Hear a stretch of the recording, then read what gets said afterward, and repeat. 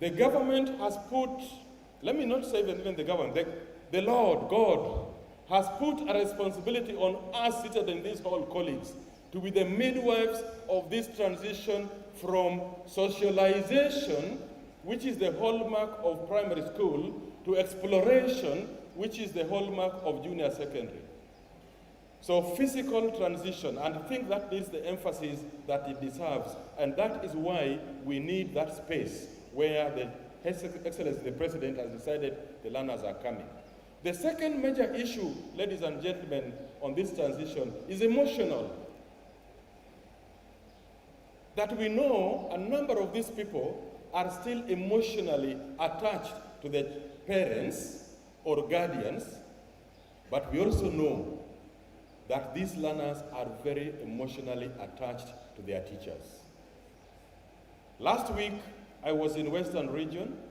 I met gallant colleagues, some of whom I've already seen now, at the containers at 6 a.m. We went to the schools and looked at our children doing Kepsha exams, and we got interesting experiences. In many places, we were told some of these fellows don't even know they are doing an exam.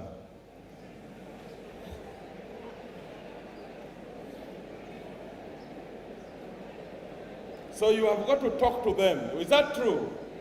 You've got to talk to them emotionally so that they can avoid the playfulness and realize, hey, kumbe tunafanya mtihani. In one school, 2 children started crying because there was a bit of a mix-up on their OMR sheets. Then they thought, kwani mimi sitafanya mtihani na wengine wameanza. It took their own teacher, leave alone the invigilators. Their own teacher had to be called in to be able to talk to them and tell them, look, just sit, we are sorting out, it will come. These are examples, colleagues, of how emotionally you are attached to these children.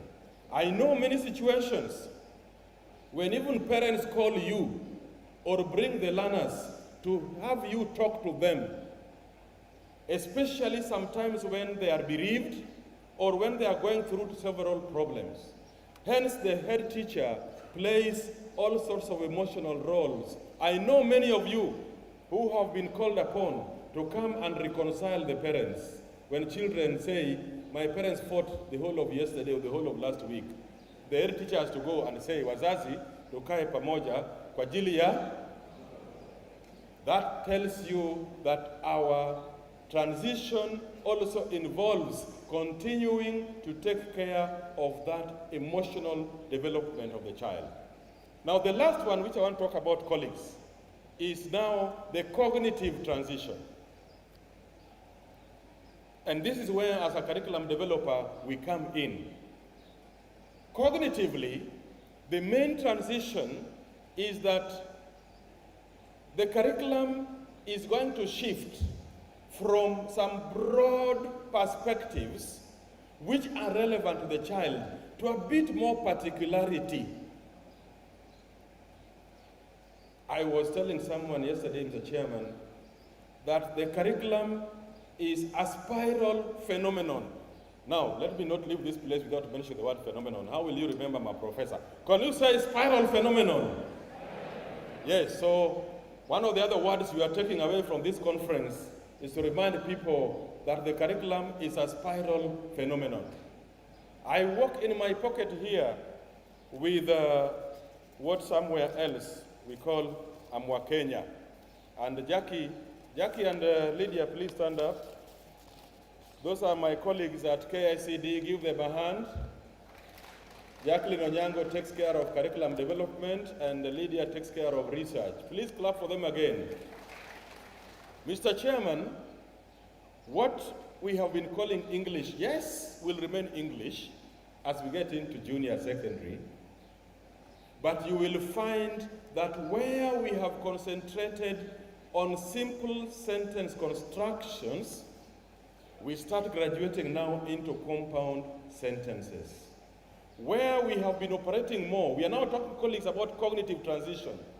Where we have been operating more on recall and maybe literal comprehension, Now we are going to graduate into inferential comprehension and a bit of application at junior secondary. And I'll give you an example.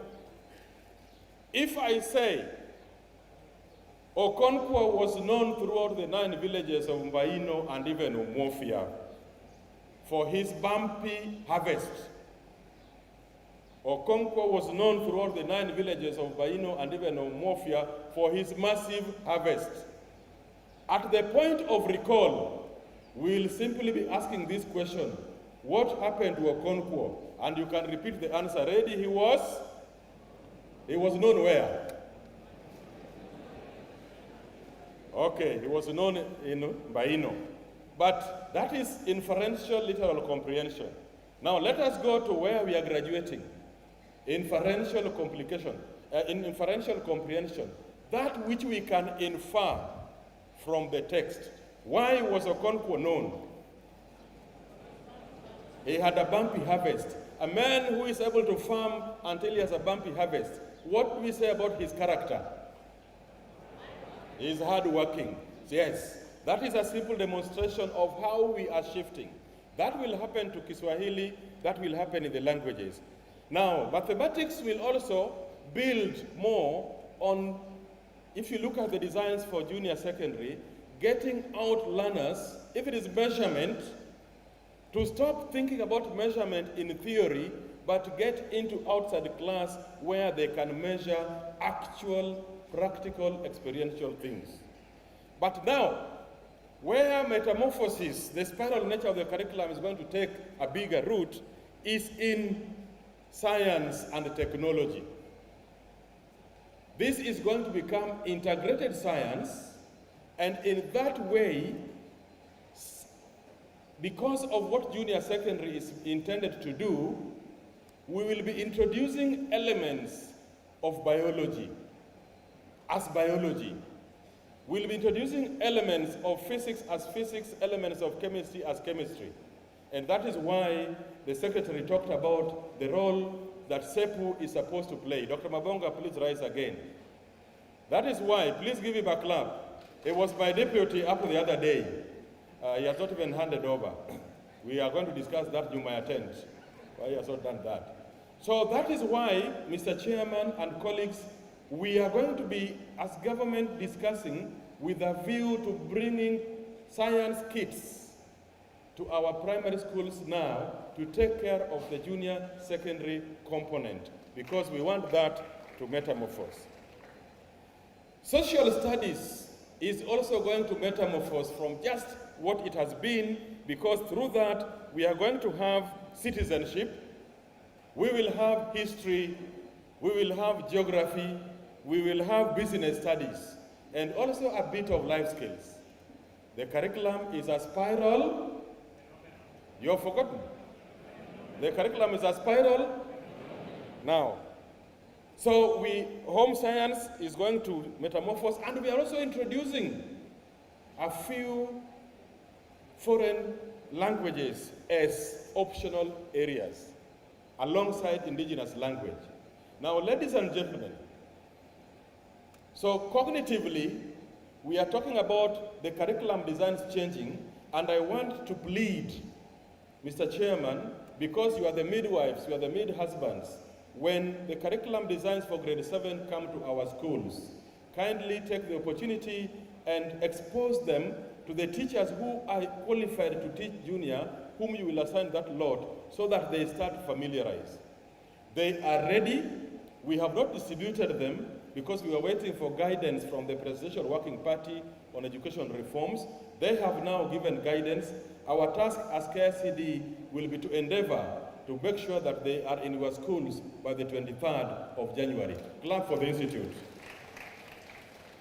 Now, that becomes another key issue to talk about, ladies and gentlemen, that in the preliminary years, the truth is that there will be demand for resources that perhaps we don't have fully in our schools now. This is where we plead that as the government puts its house in order to be able to supply these resources, please let us look for that which we can get hold of locally and use it to support learning. You have done that before. In fact, the challenges we have about too much demand in CBC have been more associated with private schools. Public schools have managed to make sure that we maximize the use of local resources to promote the curriculum. How we plead that even as we midwife this junior secondary, can we capitalize on local resources? As a teacher who has taught through all levels, using the subject that I teach, which is English language, I know that every object around me is a teaching and learning resource. If we embrace that attitude, as I have seen us embrace, ladies and gentlemen, we shall go far in ensuring the success of this. Chairman, I want to stop by saying this is now important for our information. KICD has been given the task of distributing curriculum designs and books. And I've already told you, colleagues, that you are represented right into the KICD Council. Usually when we distribute books, they are done by the publishers. We can experience challenges, especially in the interim years. If you are in a school that has been registered in the recent past, chances are that the name of the school as captured by the Ministry of Education may not be very accurate. Through your leadership, please ensure that you get your registration and the numbers of learners known through the county directors of education, sub-county directors of education, so that we can bring you the right number of books. That is one. Two, due to COVID, there has been a lot of mobility of our learners. Some private schools closed, and the neighboring primary schools absorb those learners. So there are times we bring books to your school, and we realize, according to our records, you had 100 learners, now you have 200 or more. Again, during that time when books are being distributed, let that information come to us early so that we can correct it, because the policy of the government is still to ensure that there is a 1-to-1 book ratio among the learners. And number three, in terms of books, then I'll wind up. Kindly, when the books come, they come straight from print. Please get somebody to inspect them before you accept. We have had situations when publishers have submitted to schools some books that have blank pages. That is not a mistake of KICD. They bring them from print to school. Kindly just take time. Don't let them hurry you up to sign what are called delivery notes.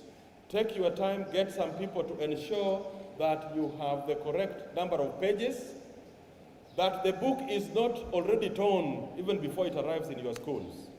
Sometimes we get this information, we get it late. If you have excess books, don't keep them and hope learners will come. Maybe a neighboring school, because of numbers, did not get one, please correct it.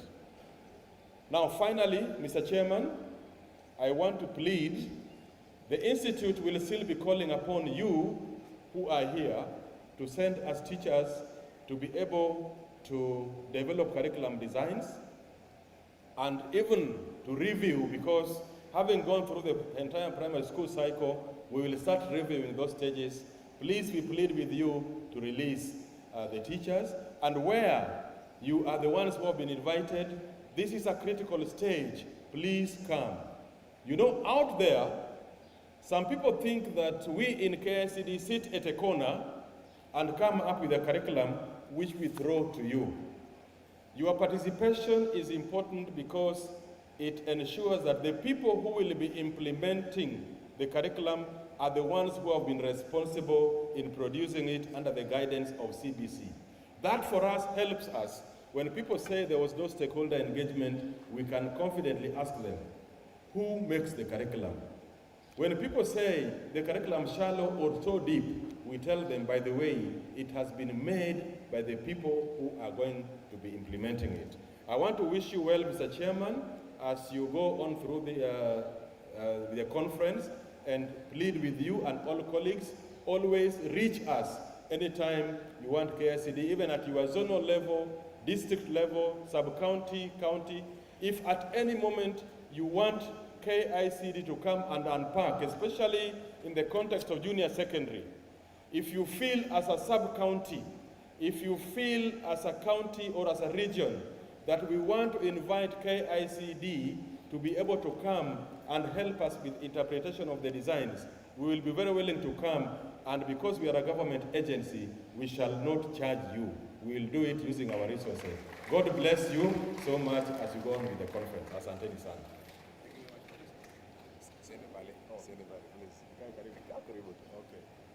Thank you very much, Professor. A big clap for Professor Yamane.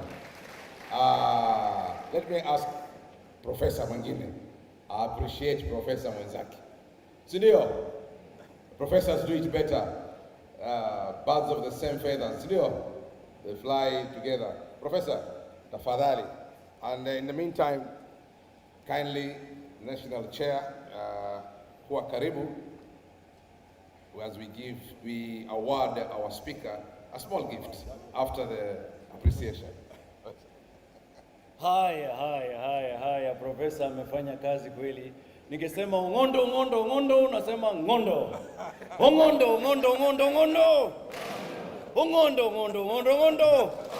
KICD. Ngondo. Sasa he has taught us the philosophy of CBC. Hata amewaambia how to remember it. Get a stool, announce to others you are in a conference. Ngondo. And then he has explained the tenets of CBC. Ngondo. Then finally, he has explained what transition means. How the changes in social studies, changes in maths, changes in science, changes in language. Ngondo. Sasa now, he's an A material. Ama namna gani? Tumpatie 5 factorial na ile ya mwisho tunasema A. Haya, twende. 1, 2, 3, 4, 5. 1, 2, 3, 4. 1, 2, 3. 1, 2. A. It's a Professor A material, isn't it? Thank you very much, Professor. That is wonderful. Thank you. Yeah. Professor, that is actually exceeding expectations. Very good, Professor. Thank you. We now take this opportunity to award our professor for the good job he has done.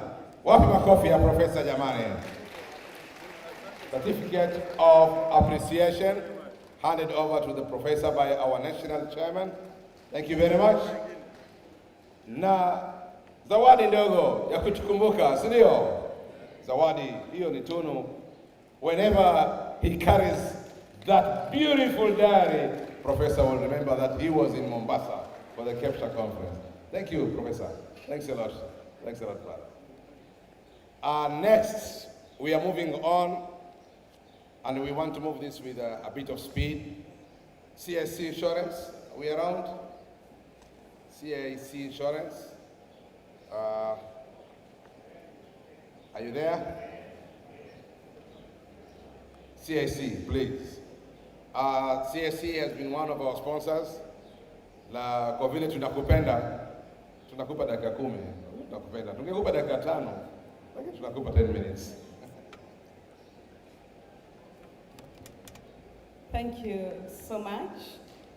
Chairman, Kepsha, Governing Council,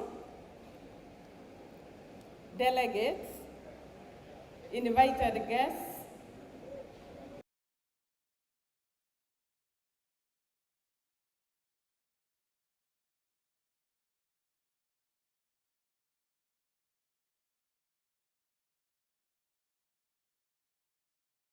we all say that they ran out of mud. I hope most of you have read that poem. That everything happens and you say, we ran out of mud, and I was looking for it today. And I want to start the conversation from there. That there's a little hut built across from here. They have mudded 2 walls, and the rest stand unmade, for they ran out of mud. And you can look for it, and the last says mud, mud, mud.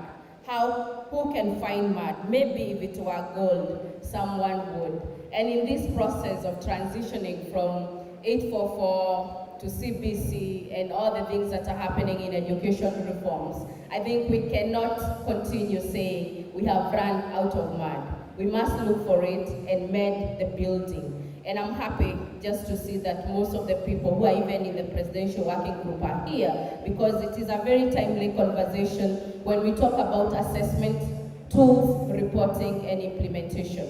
The guidelines given by the president and the directive is that Kepsha will now be used as a way of feedbacking, similar to what we have been expecting the formative assessment to be doing. The KICD have been given the mandate together with TSC to train teachers within 30 days.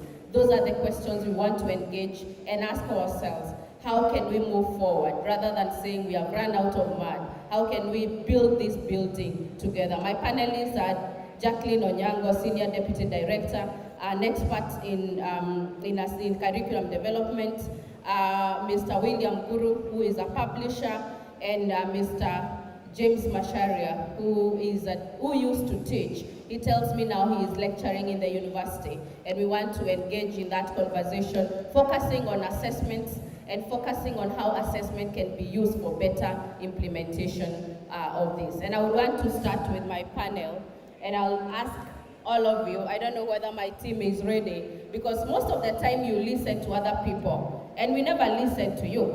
And I want to start with the teachers to ask, what are the challenges you're facing as a school manager?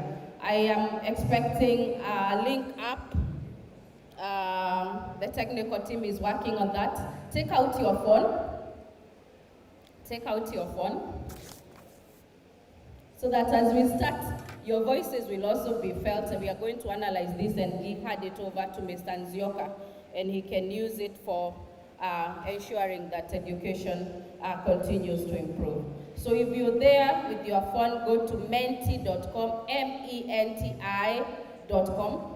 menti.com. Are you there? Menti.com, menti.com.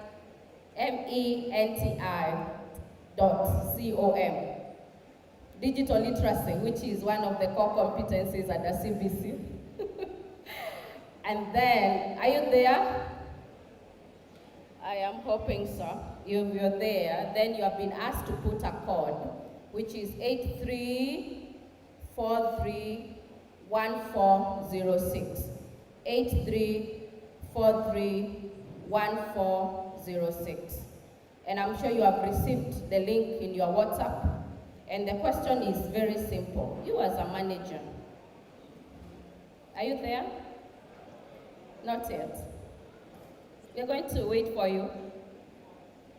No one should be left behind in the spirit of SDGs, of leaving no one behind. So menti.com, and then it will ask you for a code, which is 83431406. And there's a question there. Just share your thoughts so that you are the one who is in the classroom as a school manager.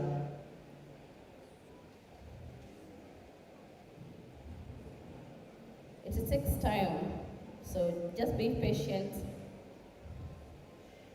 And before the end of the session, we'll have everything coming on the screen, just to ensure we also get your feedback on what are these challenges you're facing, and who is this person who need to help you in looking into those challenges. Is it teacher retooling? Is it assessments? Is it interpretation of designs? What are these? And we shall give that feedback to the people in this room, who I'm sure they'll forward it where it belongs. Thank you. So I want to invite my panel. I think there's a mic here. We can just, and I'll start with you, Mwalimu, because this is where we are starting. You're the one in the classroom. Do you think you're well equipped to handle assessments? And assessment here, we are talking about formative assessment. Are you able to reinterpret the designs and find the right question to ask the learners in classrooms? And if not, what can be done? Thank you, Madam. First and foremost, I must say that we are not prepared in some of the exams that we're giving our students. I happen to ask my teachers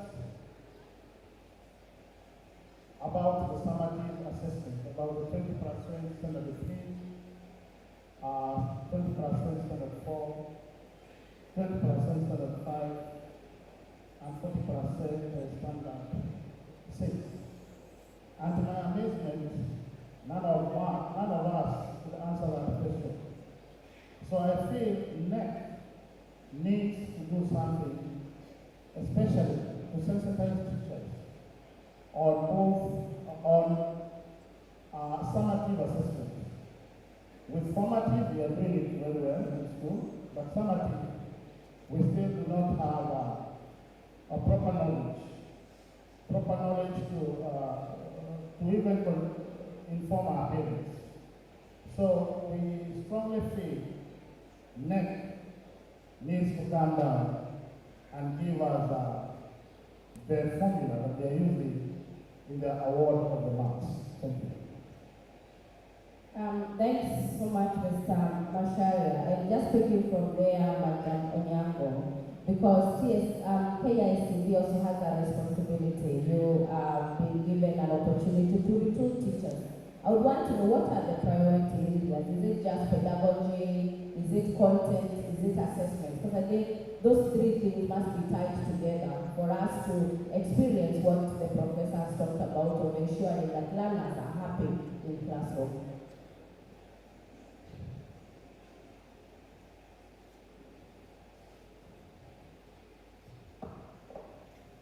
Thank you, Purity, and glad and honored to be here to be able to speak about the issues you have raised. In education, and when we're looking at curriculum, all components are critical. Why do we say this? It is because if you look at the 4 questions that all of us learned about Tyler and preparation of curriculum, the question begs, what is it the learner is going to learn? The second is, how is the learner going to learn? How do you know that the learner has learned? And what are you going to do about what the learner has learned? So for us in curriculum, we take the whole course. We make sure we are putting out the content the teacher should teach. We are interested in the methodology and we give advice, and that is what we go through when we are training the teachers. We expect that as the teacher is taking the child through any classroom learning, then classroom assessment is going to be done on the issues that the child has been taught that day. It's commonly referred to as classroom-based assessment. We have gone ahead to give suggested activities in our designs so that the teacher can see the kind of work we expect the children to be involved in. And that is just suggested because we are saying the teacher understands the children better. And so with the suggestion we can give them, they may work with some of the children. If they don't, the teacher is free to have any other activities that will enable those learners to achieve that which has been intended. Now allow me to say that there are 3 domains of assessment that are very critical to us. There is assessment for learning, there is assessment of learning, and there is assessment as learning. Assessment of learning is the common one that we are used to. That we take our children through a whole range of learning, and then we give them one test that we are saying will justify as to whether they have achieved, for instance, at the end of the year or not. You can use our KCPE and KCSE as examples of assessment of learning, which is okay, because the world over this happens. But we're saying that with the incoming of the CPC, we want to emphasize more on assessment for learning and as learning. What do we mean by assessment for learning? Assessment for learning means that as the teacher takes the learners through the process and the different activities they are learning and the assessment that you are undertaking, you're looking at what this child has achieved and asking yourself, based on the benchmark that I set, if it was a continuous assessment test, where does Jackie lie? So if I set a continuous assessment test with 5 questions, Jackie was only able to get or to undertake the activities I did only 2, then assessment for learning means I pick up Jackie with the 2 she learned, and I help Jackie to build up into the 5 that every other child should have learned. And this is where we say the child is learning according to their ability and not against another child. What is assessment as learning? This puts a lot more effort then to the child. Because we are saying, let a child understand why you are asking them to do what they are doing. And they themselves are able to understand what they can do and what they cannot do well enough, and therefore take initiative. Just as you, your teacher, you are preparing for them to do better, the child also needs to be a part of this decision as a learner, so that you can come together and you are able then to meet the targets that these children need to achieve. So for us, when we do curriculum, we take the whole range of information into methodology, into assessment, and during training we have taken the teachers through this as much as we can, so that they can be able to appreciate that it is not different from what we expect. The same assessment tests we are doing within the classroom are what we expect, and then we keep a record of these children, and we are able to say this is where an individual child is based on the intended outcomes as they have been laid down in the curriculum designs. Thank you. And listening to you, Madam Jacqueline, I think you're not out of the hook, because you have said what is written, the intention, but from your perspective, like now you are training teachers for 30 days to ensure that January they are ready to handle the grade 7. Is there confidence? How can we build our confidence that this will be done? Either us as stakeholders in education, also the teachers themselves to feel I'm confident to handle all these things you're talking about, assessment for learning, including the designs themselves. Thank you, Purity, and I know that is a big question. I fully am confident that our teachers are able to handle the curriculum in the way that we have prepared. Why am I saying this? I'm a teacher by profession. When we were trained, we were not trained for a specific curriculum. You are trained to go and teach. At no time are we told that this is what you are going to teach. Even though during teaching practice we are allowed to engage with that curriculum that is on the ground, because we are actually practicing within a school setup and the curriculum that is going on at that point. So when we achieve our certificates, whether it is the P1 certificate, the diploma certificate, or the degree that we achieved, we were given powers to go and do what pertains to teaching with the understanding that we are going to different circumstances. So teachers, I honestly believe we have the capacity. We have been taught methodology. In training, we were not taught about teacher-centered methods and learner-centered methods. However, when you go to the ground, things were different. Because of exams, we tended to have teacher-centered much more than dealing on the learner-centered. We are just saying, let's break this cycle that we have had. We are not saying teacher-centered is not useful. It is still useful. You can still use it. You remember that it's all a problem. That teaches us that I do, you do, and we do. That's an example of a teacher-centered methodology. Very useful for learners who are still grappling with the reading, for example.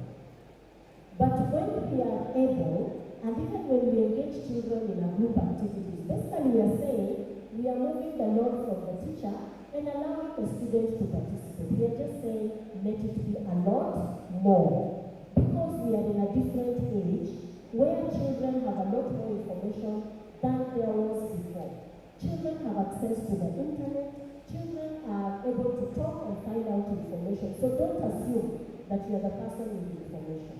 For us to appreciate the varied abilities of learners, we must be able to engage them. And I believe that with the training, and not even just the training, the experience of our teachers on the ground, for the years they have taught, there is no better person to handle those children at whatever level they shall be than the teacher. And that is why for us, we don't even call it teacher training.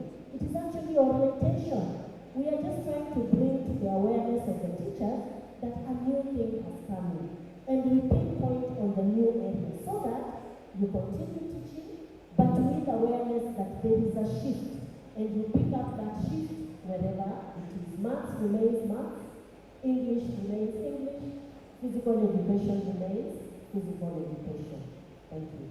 Thank you. What I hear from Madam Onyango is that all of us have a responsibility to know that it's just a shift, especially in our mindset. I want to go to Mr. William Guru, and because you publish, and I want to put you into task to look at how can we focus on quality and still make the work that you produce affordable. Because what the Professor Omondo said is that there are many books out there, some very cheap and maybe not quality, or very expensive and quality. So how can you balance that? Looking at education as a public good. So, first of all, actually I'm not a publisher.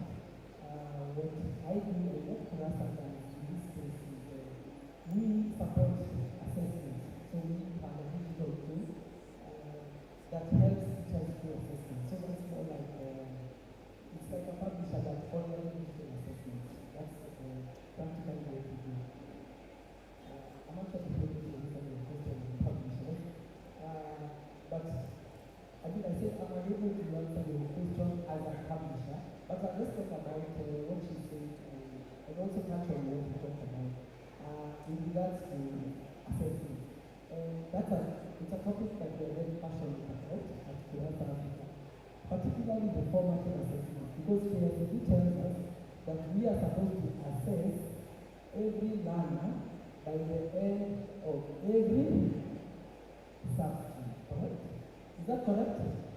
And this is where the challenge is, because the first thing that you find teachers have to struggle with is the time to do that, because they have to do that on paper-based bookkeeping. And some of these teachers have to take charge of very huge classes. For instance, a teacher has 60, 70, 80, you could even come across them. And for them to be able to actually assess each learner formatively, using the assessment tools that we are using, I think really that's where the big challenge is, given that the assessment for learning, as she talked about, has actually the power to improve the teaching and the learning itself. Because as the teacher is planning the lesson, they are laying down what they are going to learn, they are laying down the lesson development, what assessment tools they are going to use, and after they teach, they are supposed to come back and do an evaluation of how that class went. And that evaluation also is going to be reflected on the formative assessment. And from our experience, this is the biggest challenge, because in many schools where we work, the teachers tend to do this formative assessment and will keep it at the end of the term. So what they have to do is they have to use summative records to feed in formative reports. And it becomes very hard to actually pinpoint the learning that's in learning. So for me, the challenge that now we do is make it easier for the teacher to do formative record keeping, and that's what we do. So make it that instead of a teacher taking 30 minutes to write down all the assessments at the end of the day, they can do that in 8 minutes. Literally 5 minutes to go to the. That means that a teacher has more time for themselves, and this is enabled using digital technology, which that's the space. Thank you, and sorry for that. I made an assumption that you do also the print rather than just digital. But going back to Mr. Basharia, one of the things we know is that most of the new generation of teachers went through the 844. Some of us are a trained teacher, So I only went in my foundational school, I was taught math, science, those technical skills. But now I'm supposed to also teach art and craft, home science, or anyway, do something about those subjects, right?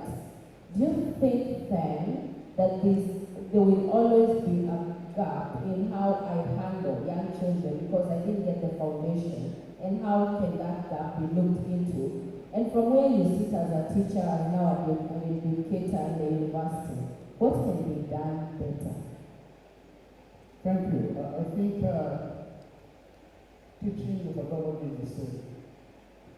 Except that sometimes you want to complicate and say that I've not done art, I've not done music. But our books are the same. The content delivery is the same. So, as a teacher, you need to be resourceful. You need to get into the books, read, understand, impart that knowledge, impart those values, impart those skills, and the attitudes that are needed at that particular class. I think that's all. And just following on that, Madam Onyango, if he says the content seems to be the easy part, because if I was not trained in home science, but now I'm able to do that, but just interpreting the design, how can we bridge the gap that exists between the curriculum in the teacher-trained colleges and the curricula in the classroom, so that at least they are intertwined, so that what I'm getting also help in bridging any gap that will exist. And I don't have to come back and say, hey, I can't interpret your design, because ideally what I got somehow, yes, it was high level, but gave me the capacity to do so. Thank you, Purity. Allow me to begin by saying that policy also guides what we do in either the teacher colleges in terms of training the teachers and what happens at the school level. As KCD, we have the responsibility for developing curriculum for teacher colleges. I think it's with a simple understanding that because we are preparing the content for basic education, it behoves that with that understanding we are able to prepare the teachers for the same. Now, in years back, we had our teachers training for all the subjects in the primary education curriculum. Around 2004, we changed that and we brought in specialization, where in the first year, the teachers would take all the subjects, but in the second year, they would specialize into two clusters, either the arts or the sciences. While it was an opportunity for the teachers to do the subjects they are interested in, I think at the school level, a gap was created, where there was a bit of leaning onto the arts and the sciences began suffering. And so, come the CBC, because we are trying to ensure that what the teachers are going to do in school, we are being able to train them and align to what is in school, we have gone back to what we had before. So that the teachers who are training now, with the diploma that we have rolled out for primary teacher education, are actually undertaking all the subjects. And as they undertake these subjects, they are expected to go into the school system. So they are already in touch with the curriculum that is being done. I want to give the example of those who have taken the upgrade, because we know the PTE was a certificate course. We have raised it into a diploma. But we did prepare an upgrade for teachers who have the PTE certificate and would want to raise themselves to the diploma. And these teachers did their teaching practice now that we are closed. And because they came from the team that had specialized, they are allowed to actually teach the ones that we did not specialize in, because that allows them to get engaged. And I do agree with my colleague who has said that as we go to the school level and as policies change, we end up changing with them. We'll not be able to go back to the school and be trained for the 2 or 3 years that we were before. But we appreciate that this person is already a competent teacher by virtue of being posted in a school. And so that teacher, with the kind of orientation we are giving, and even just for themselves, to go ahead, don't be dependent on KICD have gone out of their way to join different trainings of teachers, different webinars, just to get a perspective of what's going on around the world. And that is important because then you are able to grow as a teacher. It adds value to the way in which you handle your children. And I can tell you, we have had very interesting experiences when we go to the schools. I sent my team of KICD to go and teach in the school. And it was very interesting. We've been out of school for many years. You prepare a lesson, you're excited, you're teaching. The teacher who is the owner of the class tells you, officer, you have gone 45 minutes. You're wondering, where did my 30 minutes go? So the experiences are different. But we want to add that there are also online courses that KICD has developed. You can actually go to our KEC Cloud, the Kenya Education Cloud, just log in at kec.ac.ke, and you'll be able to access the online teacher training. It gives you an opportunity to run through the course individually at your own pace. We are not asking you to pay because it's just your bundles and the interest that you're using. And we want to pick this as a mode where if there is need for specialized areas to be looked at, then you don't have to wait for the 1 year or the end of term training that we do, but we can input that on the online courses and it becomes a continuous thing for teachers to be able to access. Thank you. I am told our time is up. Any final notes, Mr. Guru? Yeah. That's a certificate of appreciation. That's a certificate of appreciation to Zizi Afrique Foundation. Makofi kwao jamani. Asante sana. Asante sana, na vile vile tuko na zawadi ndogo ambayo from Kepsha, tukisema tunashukuru sana kwa ujio wenu hapa. Thank you very much, Madam Purity. And the panelists, please come forward, please. Our panelists, we had Jacqueline Onyango, William, and John Macharia. Thank you very much. Thank you very much. God bless you. Asanteni sana. As we are moving on, it's time now to have the professor himself. He has been always time conscious. Now it is his time to keep time. Our professor, Professor Mbeiwa. Professor Mbeiwa will be giving us conflict and resilience in CBC. Professor, karibu sana. Makofi kwa professor. Ile makofi yake. Ametufundisha makofi yake jamani. Ya kwanza, nyayo. Digital. Parliament. Nyayo. Digital. Parliament. Aya, professor. 10 minutes nafikiri ziko sawa kwa. Ladies and gentlemen, average of approaching expectation, when the panelists were listening, they didn't have an answer, and I knew I've scored. Can you clap for me?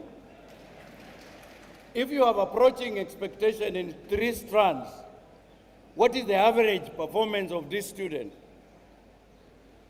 How much approaching are you averaging the approaching? So it means numbers have to be associated with the levels of the rubrics in order to make life easier for the teachers to quickly assess what they want to assess. The only Salvation Army Professor Mbeiwa has suggested that for mathematical subjects, if you give a student 5 problems to solve, and the student is able to do either 1 or 2 only, that student is below expectation. If the student is able to do 3 or 4, they are approaching expectation. If they are able to answer all the 5, they are meeting expectation. But for them to exceed expectation, you need to ask them why they did it the way they did, or how they did. They explain to you. For them to exceed, they can't exceed by finishing 5. That is just meeting expectation. So there is work to be done. Clap for professor. Clap for professor. Now, when you shift it to language, there is more trouble. So just know that kuna areas which are gray and they need to be clarified for teachers to distinguish an approaching expectation, a meeting expectation, and an exceeding expectation. Now, how much should parents do? The question is to be reframed. What are they supposed to do? Not how much. Parents are not trained teachers. Now homework is given to the student and the student is supposed to share with the parent. There is a problem somewhere. Because in some areas, parents are not competent enough to assist the learners with the home assignment. Are we together?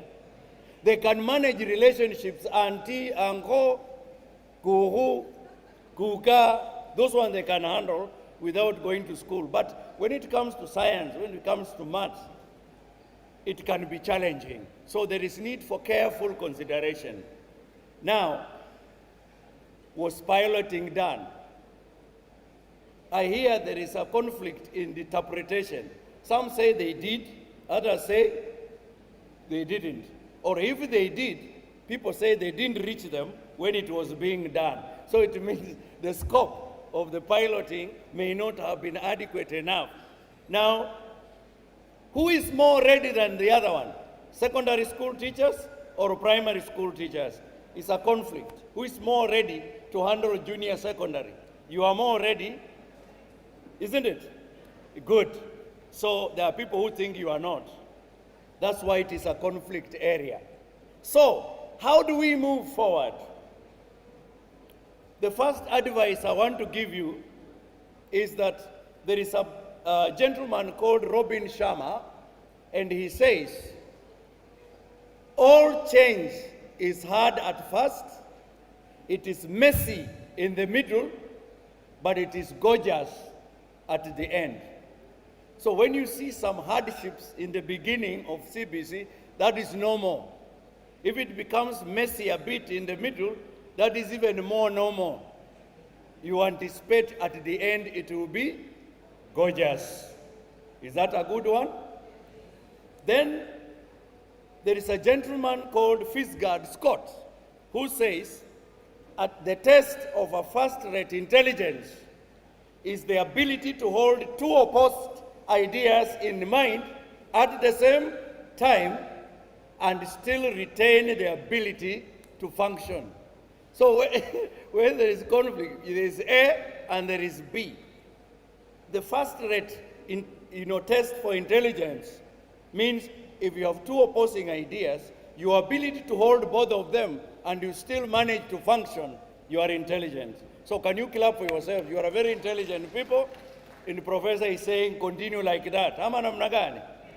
And then, another person tells us, that is a lady now, she's called Catherine Tyler. She says, conflict is good. And the reasons why conflict is good is that it has three very powerful consequences. One, conflict improves strategies. Two, conflict brings better choices or encourages better choices. And three, conflict brings increased productivity. When you manage it, you become more productive. When you are dealing with it, you consider more options and you make better choices. Can we clap for conflict? It is important in our day-to-day activities.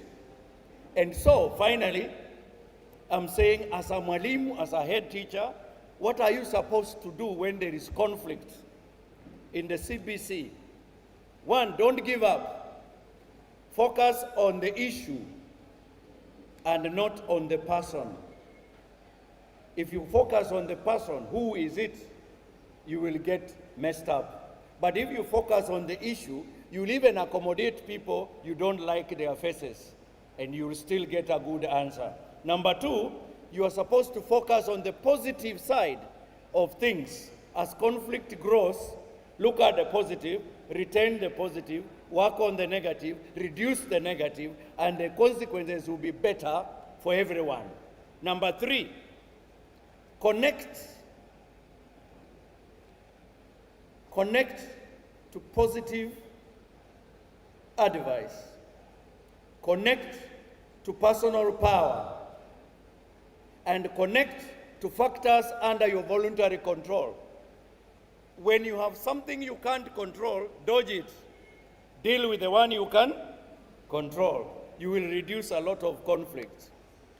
And then finally, you must love correction. If you love to be corrected, conflict will become smaller and smaller with the time. Comes in with the images. And therefore, we are advised psychologically that we must manage our images and make sure that we manage them positively.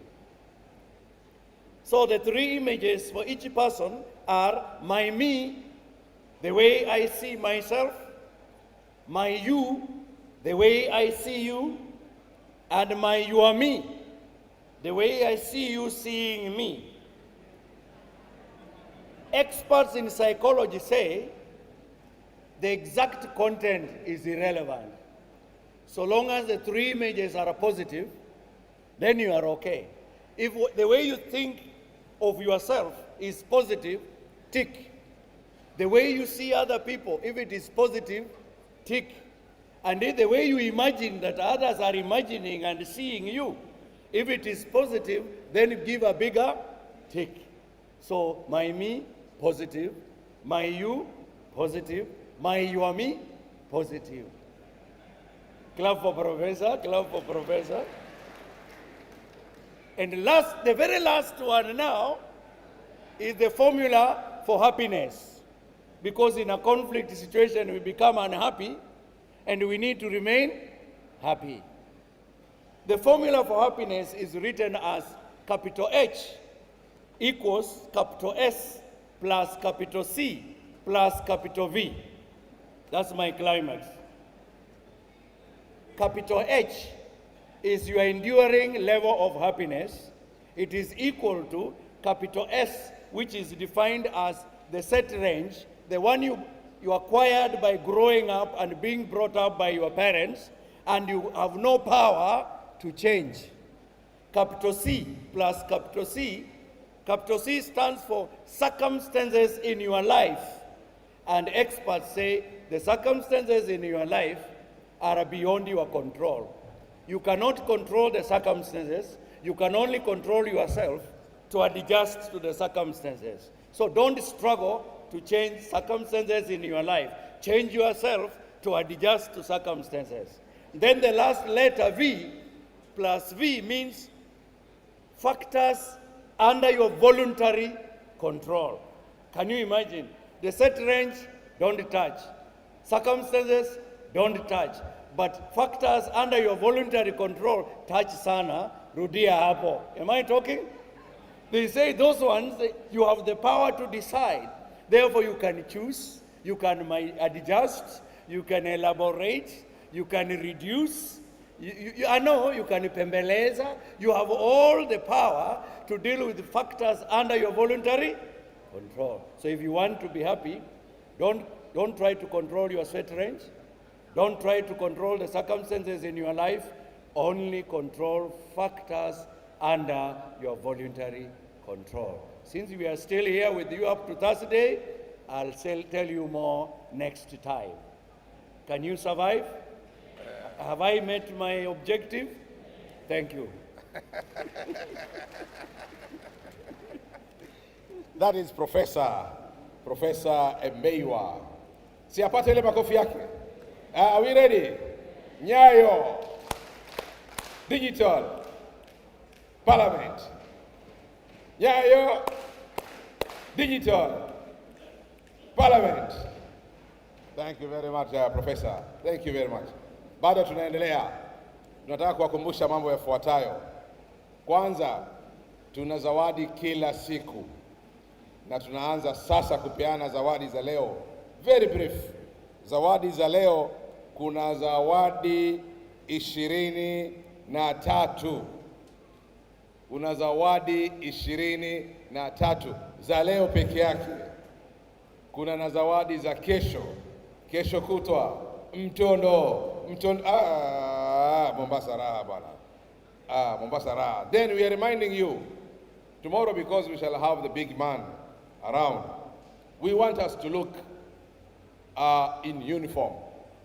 Tunasikia walimu very soon wanatengenezewa sare zao, si ndio? Au mtaki hizo? So tunasikia uniform za walimu. But you see, we're branding ourselves Kepsha. Are you proud to be a Kepsha member? Are we proud to be a Kepsha member? Now, before you go home, there is a tent outside there, label number 58. Those tents have numbers.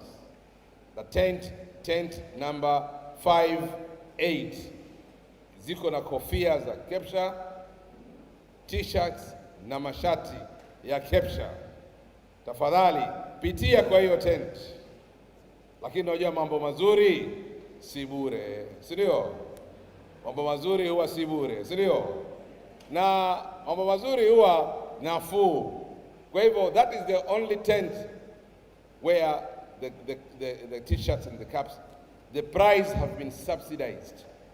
So is will get it at a minimal price. Bei ya mwananchi. Wewe enda upitie hapo utaona bei ya mwananchi.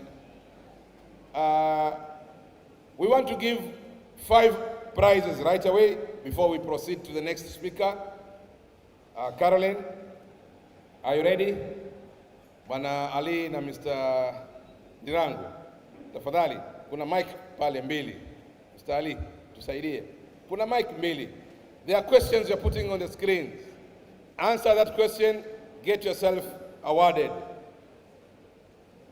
Answer that question, get yourself awarded. Na mimi huko sizioni, but they will be projected. There are 2 mics.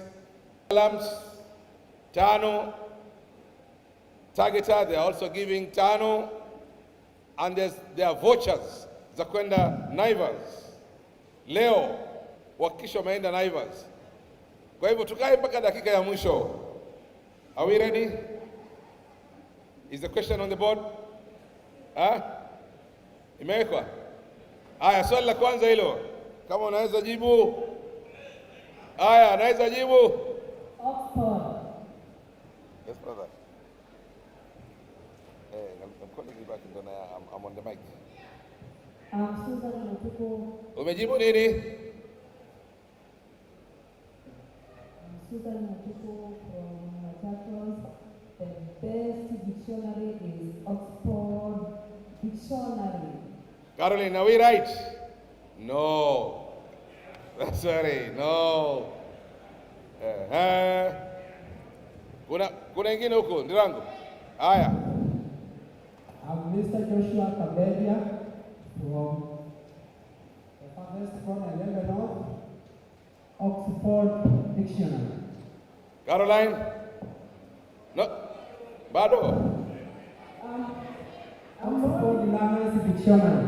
Moyo Bonga from Uri Sub-County, Migori County. The best dictionary is the teacher.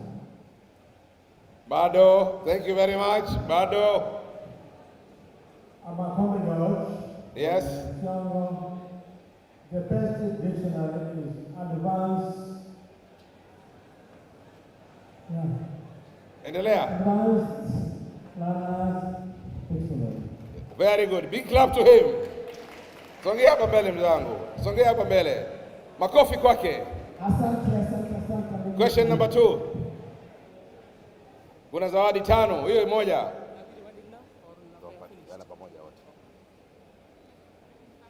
Please stand there.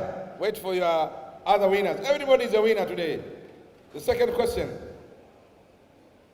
Ready? If you are ready, just raise up your hand and answer the question. Bado?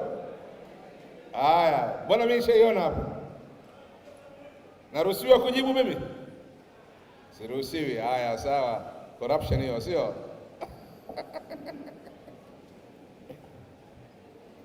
There are 5 questions and 5 winners. Dirangu, be ready. There's a microphone on that side and there's a microphone on that side. Nimetoka Nakuru. The best kamusi inaitwa kamusi ya Kiswahili sanifu. Caroline, are we good? Good. A big clap to her. Njoo hapa mwalimu. Mwalimu njoo hapa. You are getting a gift. Karibu sana. Good. Question number 3. 3 more prizes. Question number 3. Mwalimu, join mwenzako pale. You are the winners of today. Bado ziko nyingi sana. Don't worry. Hata kama upati hii, kuna za distinction, kuna za solar, kuna za targeter, kuna vouchers. Just look at the question.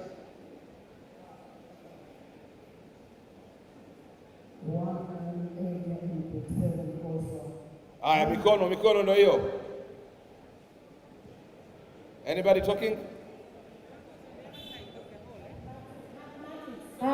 Elizabeth Wekesa from Bungoma County. One learning area in grade 7 coursework is science. Are we right, Carol? Integrated science. I'm Naila from Bungoma County. Just a minute. The person who have just answered. Okay. The person who have just answered. What was the answer? Integrated science. She's right. A big clap to her.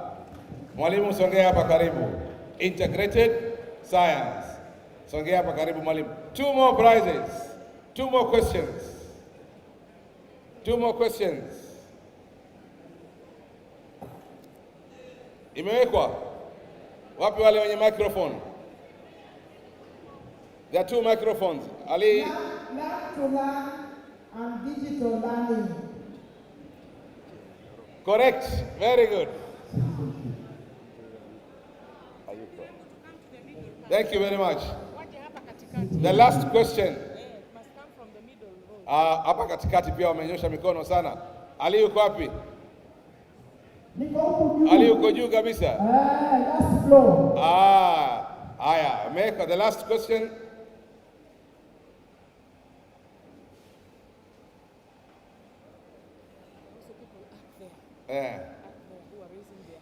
Oxford Digital Platform is on. Aya, huko juu kuna watu wamenyosha mkono. Yes. Naitwa Martin Wangila from Tanzania. Naitwa Mendy.com. Mendy.com. The answer? No. Thank you very much. Another trial. The rango is in the middle here. Another trial. Mwingine ako juu kule, mwingine ako hapa chini. You can see our 2 gentlemen raising the microphone. Another trial. Hakuna mahali naenda hiyo. Mendy.com digital literacy. Digital literacy. Is that good? No. No, thank you very much. Thank you. Last chance. Last chance. Last chance. Yes. I'm learning the answer. So the answer to that question, Mentimeter. Again? Mentimeter. Is that okay? No. There's a hand here. No. Final one. There's a hand here. Ndirango, there's a hand here. Mwalimu, hapa mbele kabisa.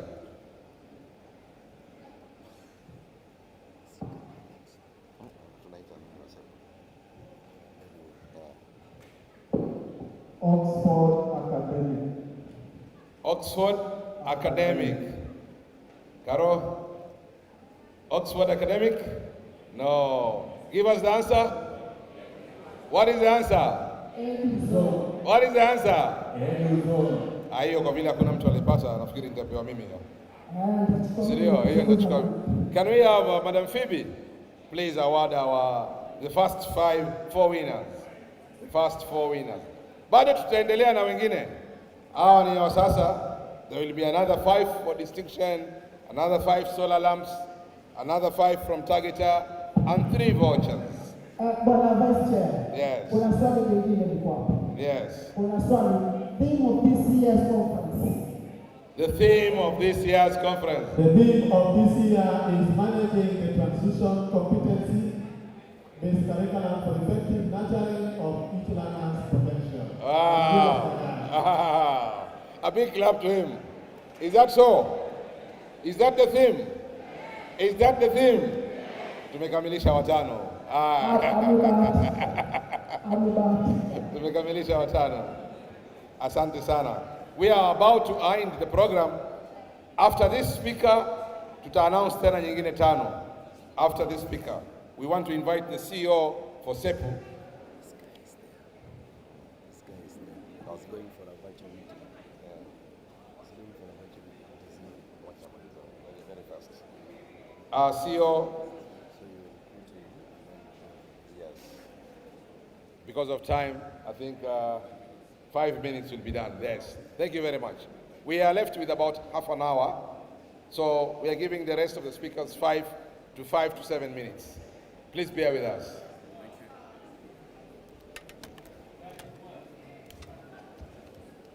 Thank you, Master of Ceremony, for this opportunity to share with you. He has given me 10 minutes. I'll use 5 minutes. I'll be doing a presentation which is will be beamed on the slide. God is good. God is good. And all the time. Thank you. Speaking after my lecturer, my mentor, Professor Mbeyo, can be a big challenge when you come to speak after he has spoken. But I would like just to briefly tell us about SEPU and what we do. Because of time, I want to narrow down to the intervention that SEPU brings to the theme of this conference. That is, what are the interventions that SEPU has for the transition of CBC. So we go, the slide one. Just a quick introduction. Sometimes people ask, who is SEPU? SEPU stands for School Equipment Production Unit. We are semi-autonomous government agency under the Ministry of Education. So we are state corporation under the Ministry of Education. We are called a SAGA with a specific purpose. Next, what is our mandate as SEPU? Our mandate is to design, manufacture. Next, please, let's move with the slide. Is to design, manufacture, supply, source and distribute science equipment and material across the country for all institutions. So we are biased in terms of what we do. We supply school equipment material for schools. We have shared with you our vision, what that vision stands for. And our vision is to be a leading provider of quality science teaching and learning materials in the region. Our mission is to promote standards and quality of science education by producing innovative and competitively priced equipment and materials for learning institutions. What are the main objectives? Is to ensure that we have high quality production and distribution of specialized science teaching and learning material. Thank you. Just go to that slide on intervention for CBC. What is it that we bring on board at this time of transition? One, we do stock and distribute a wide range of quality laboratory chemicals. We know, as somebody has answered, is that we have integrated science coming in at grade 7. This will involve practicals, and we are able to do this and distribute to all schools in this country. Next slide. We also have, can be able to convert an empty classroom into a laboratory. That's what we do. So if one has a classroom and would like to convert into a laboratory, SEPU does that at a very affordable price. And that's what we're able to share and show you over there. But let's look at this item we are calling mobile laboratory. This is an item that every school will now need. As we transit to grade 7, we know that in primary schools we've not had laboratories. We also know that the government intends to build a classroom and a laboratory for all our schools. But the question we ask ourselves, will this be possible before the commencement of term 1? Will this be possible before commencement of term 1? And we're saying that SEPU is giving us an option by bringing on board a mobile laboratory. If you visit our tent, which is outside here, you'll be able to interact with a mobile laboratory. This will allow every teacher to be able to conduct any practical lessons within school. So we are saying that we are ready for transition if we can be able to move in and acquire this mobile laboratory. The next item we've done is what we call the science kit and manual. That's the next slide on the science kit and manual. We have been able to look at the designs that have been produced by KICD. And within those designs, we pulled out what is required for the teaching of integrated science. And we've been able to create a kit together with a manual. So you have some basic equipment in that kit that you can use while teaching integrated science. And those are what we've noticed are the most essential. Together with that kit, we have also brought a manual that will be able to guide that teaching. It will tell you the strands, the sub-strands, to also give you the activities that you are supposed to undertake as a teacher, and in a nutshell, breaks down the designs and makes it easy for you teaching in grade 7. So that kit is also available. When you go to our tents, you can be able to see that. We have other interventions that we have in place that we're just sharing with you. But I think what is critical for us, Chairman and teachers, colleagues teachers, is our preparedness for grade 7. And we know that the teaching of those sciences in grade 7 is going to be an issue that we must be able to be ready to deal with. And SEPU gives us that solution. I was given 5 minutes, and in these 5 minutes, I hope I've been able to tell you what SEPU is, that we are a government institution, and what interventions are we bringing on board for teachers at this stage of transition. We are bringing you a mobile laboratory, a unique one of its type, so that if you don't have a laboratory, you can have that mobile lab. We are also bringing you a kit and manual that can be able to assist you interpret the designs and be able to teach integrated science very appropriately. Bwana MC, I had 5 minutes, and I want to thank teachers. I want to remain faithful to the 5 minutes. Asantene, and welcome to our tent. You can be able to interact with this. Thank you so much. God bless us.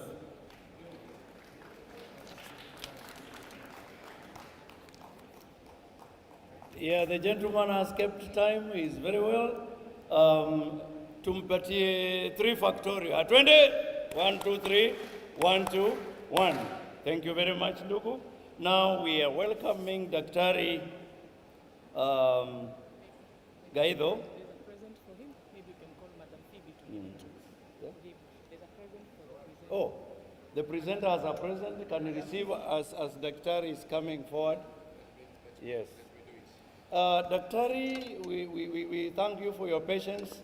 Daktari is going on online meeting in the next 30 minutes, and he has been patient enough. Mpatie ile ya nyayo. Digital Parliament. Karibu. Digital Gaido.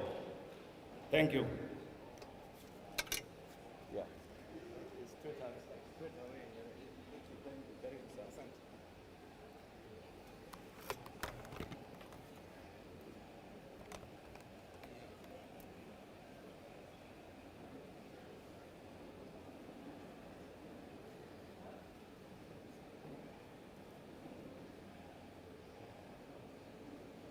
We have some slides. IT person.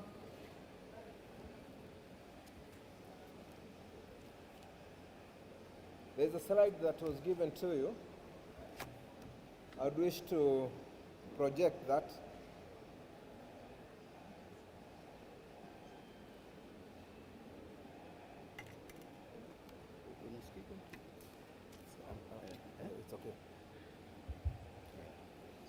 There are some slides I wanted to project, please. Case, just like has been mentioned, is on managing transition of competency-based curriculum for effective nurturing of learners' potential.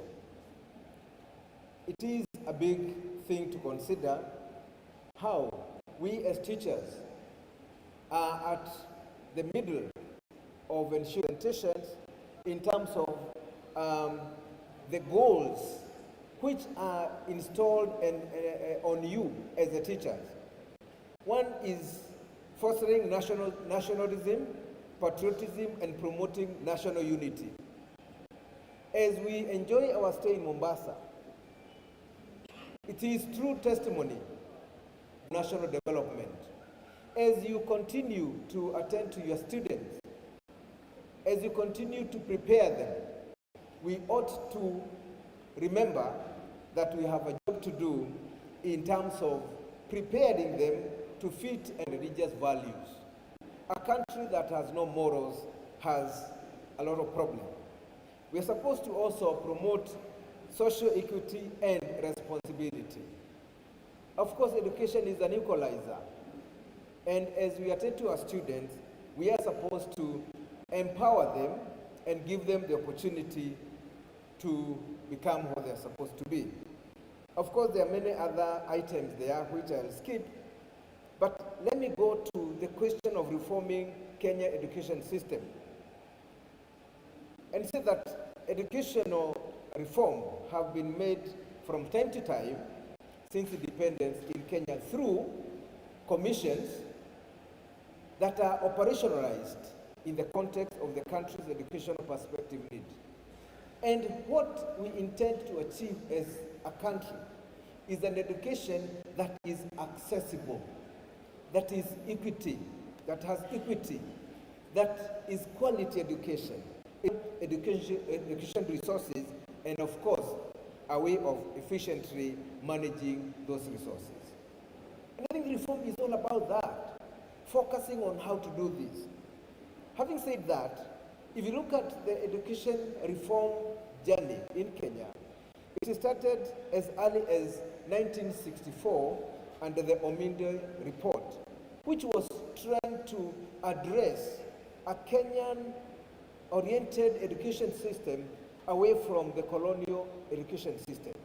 Then followed the Gashadi report in 1976, the Mackay report in 1981. That had a lot of effect was the Koech report. All these are attempts to ensure that we have an education system that addresses and fits our need. Currently, we have the Presidential Working Party that is also looking at how to review the education. And we've already seen it happen. Already we have been given the direction on the CBC. But we can go a little further and look at other countries that have also addressed their review. I have taken the case of Singapore. In the year 2011, Singapore reviewed their education and they introduced student-centric, an education that focuses on the student and on values. And what they say, that and maximize their potential.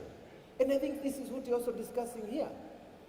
How do we as educationists maximize potential? How do we enable that creativity, citizenship, and character development? All these are important, and our education system should prepare the 21st century student, learner, to acquire these competencies. Going further, if we look at Kenya, then we look at education. We then ask ourselves, does our education relate to regime change? Since the NAC government, we started to see the governments focusing a lot on education. For example, the NAC manifesto talked of ensuring that Kenyan children and youth get affordable, quality, and relevant education that would make them competitive players in the world of work. The Jubilee government, which has just gone home, also pointed on education, and they committed to expand access and raise the standard of education in Kenya, increase the proportion of students moving from primary to secondary education, remove both financial and non-financial barriers that undermine and hinder quest for, and increase the amount of fund given to education sector. The question will be, how much did the Jubilee government achieve that? Today, we have the Kenya Kwanza government. And this government has articulated and said education is the ultimate means of ensuring an equitable society. Equitable education ensures that every child has a chance. Manifesto says about education. And they give a number of ways in which they intend to achieve that. And that is the government in power. And what they say is what we need to refocus our education. That education must be available for every child so that every child is not hindered to achieve and realize his potential. That again becomes very relevant to the theme of this conference. Of course, there are a number of things and there are slides that I will share which tends to give how the Kenya Kwanza government is focusing on dealing with education inequality. Because we come from different places, and I'm happy that this is the national forum. You are head teachers from different parts of this country, and you have different experiences. Some of you are in schools that are in their need. Your students experience a lot, swim in oil and honey. So how do we make education available an opportunity? And therefore, the most important player is the teacher. So we need to empower the teacher, motivate the teacher, so that he or she does not give up. The CBC, of course, focuses on knowledge and skills and attitude. We hope the children that will come from the CBC will be empowered. They'll be better focused. I've just had one of the presenters here talking about homework and parents. But there's one thing I would wish to say. Maybe parents have abandoned the education progression of children such that they consider education as a concern for the teacher. We are on holiday, and you left your students to go home saying, mwalimu mwazazi tumefunga shule, hatutakula sana. You know? So that is a concern. So to me, I think it is important for parents to participate in education of their children and even know the kind of homework they are doing. Because out of what they are doing, they will be able to say, my child is cut for culture, sports, and that pathway. My child is cut for TVET, or my child is cut for academic.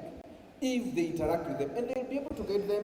I would have been excited to continue talking to you, but allow me to do the concluding slide. In the concluding slide, I don't know, do we have it? In the concluding slide, I'm encouraging ourselves. There's a musician I like very much, Lucky Dube, from South Africa. He's a reggae, he died, he was killed. But there's a song called War and Crime. And in the War and Crime, he says he does not propagate for peace because he's a coward, but it's because of the concern he has for the injuries and the losses we experience when we go to war. I would tell us the same as teachers. We do not remain in the career because we don't have a choice. We are in career as teachers because we have a choice and because we have students to take care of. He also says to him that not every black is my brother, and not as you work As you continue with your work, know your space. Know the people who would work with you. And of course, I heard of a young man who graduated recently giving thanks to people who had helped him to go through his education. And he picked one category that surprised me. He thanked, among other people, his enemies. And he said, his enemies are his brand marketers. You will have enemies in your school, maybe some of your teachers, maybe whatever, parents, but they should not pull you down. They should give you the impetus and the power to move on. Finally, as you continue with what you're doing, enhance and continue creating a legacy. Write your story in helping a soul, and you'll be happy and contented. I am because you are. That is the thing. That is what you need to think about. That among yourselves, help each other. As teachers, I know you'll do that. Among yourselves, help each other. As teachers, I know you'll do a lot of networking. You go nowhere. So you are our keepers. It is you that make us have bread every morning because of the work you do. Kwa hayo yote nasema asanteni sana. Mungu abariki, and we look forward to supporting Kepsha at Mount Kenya University next year, as long as we continue being friends. Thank you very much, and God bless you.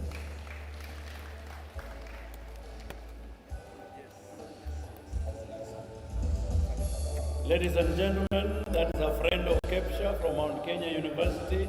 Can we give him appreciation? Haya, Nyayo, Digital, Parliament, Nyayo, Digital, Parliament, as you say, domicile in private. Another one. Pika wapakua, we mwenyewe ujipakulie. We want to award Professor vile vile. We also want to award our presenter who has just left. Thank you very much. Thank you very much. God bless you. Asante sana. Na Professor, sasa mbali bwana. Wewe pia unasaulika. Wewe mwenyewe pia bwana uli. Professor, karibu sana. Karo, we want to give the next 5 from distinction. Prizes from distinction. Ali, zilibakia wapi? And then we will go huko mbele. Congratulations, Mr. Pofu. Can we have the next question very fast?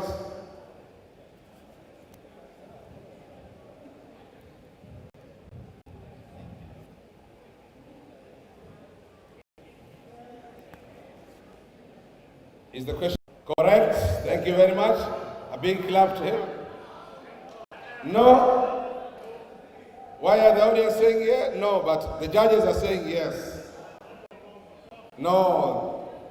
The judges are saying yes, but the audience are saying no. Karo.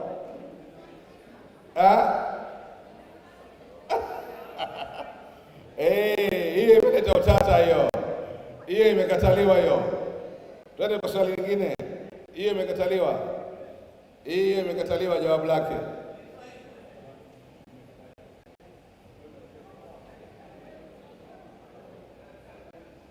Give him a big clap.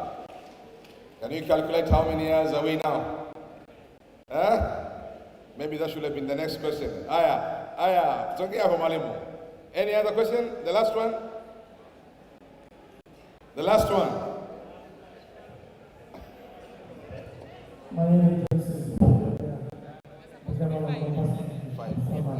Moja ile. Yes,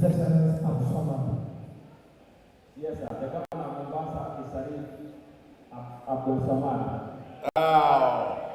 His full name? Abdul Samad Sharif Nasir. Correct. Is this sawa, karibu sana. Lakini tunaambiwa wakitaja governor wanasema His Excellency. Sindio? Thank you very much. Madam, tumemaliza maswali. Imeisha. Tumemaliza maswali. Tunataka tu reward. Bwana Odu, tafadhali bwana. To our members, thank you very much. We are now going to the next presentation, which is fostering positive parental engagement to maintain positive parent. Right, I hope I pronounced it correctly.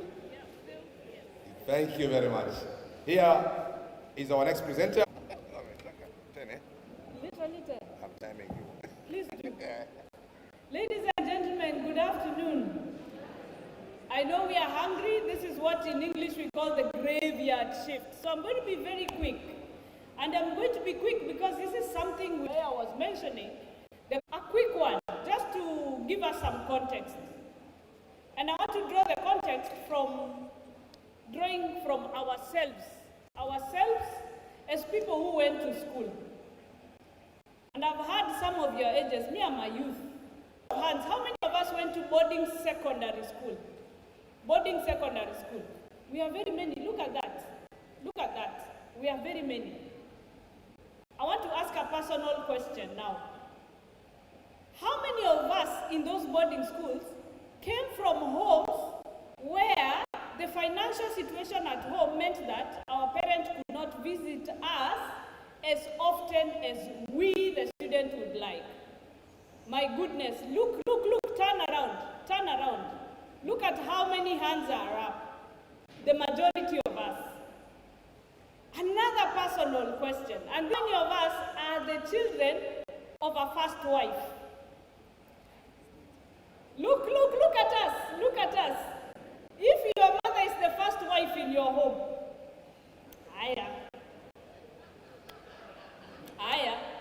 how many of us, when we were in that boarding school, had to remain at home while we were waiting for money for fees to be brought? Ladies and gentlemen, turn around. The last personal question. How many of you can define yourselves after finishing Form 4 that you educated yourself up to where you are, yourself? My goodness, look at that. The more they stay the same. Aren't those the problems of our children? Surely, aren't those the problems of our children? As a successful Kenyan, parental engagement. The way now the new curriculum is telling us to think about parental engagement is the behaviors of parents to support education in school. Here we are today, and sometimes as people in schools, we still think that if the family could still do its job, us guys in school can then do our job. Ukweli uongo. Si tunasemanga wazazi wafanye kazi yao na sisi tufanye kazi yetu. Hii mambo ya is pointing to something else. Research is saying that your mother who sat you home while waiting for your father to bring money so that you could go to school made sure you did some work. Am I lying? That parent of yours was engaged. And we are saying that the world over, if a child is to succeed, a parent has to be determined for that child to succeed. That is guaranteed.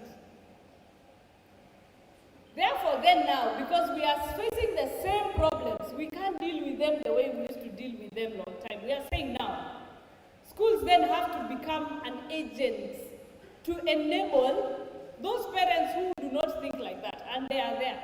They are there who do not think like that.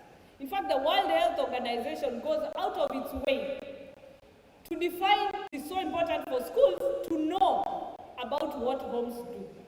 This is details I'll spend later. I promise to spend a very short time. So for us as CBC schools, we create family-like schools. We have to encourage parents to be participative in our schools. They have to, we have to find that fine balance where they don't come to step on our toes as the professionals in schools, but as well feel like they have a chance and understanding of what they need to do for their children, so their children can feel that they are supported by their children. We have to help them understand that when that child goes home, they have to create school-like families. That when that child is at home, that child is also a student. It is their child, yes. There are things that child must do when they are home, but that child is a student as well. And as long as parents don't understand that, then you have the problems where parents they don't care at all about what the child is doing in school. And that is one of the things we have been seeing now, especially now that we are emphasizing engagement. When we do that, we have a very good working relationship. And you people are proof. You all went to schools where sometimes your parent was told, enda nyumbani kwanza umlete huyo mzazi amekataa kuja. Those days, there was that rigor of making sure parents are involved. We need to bring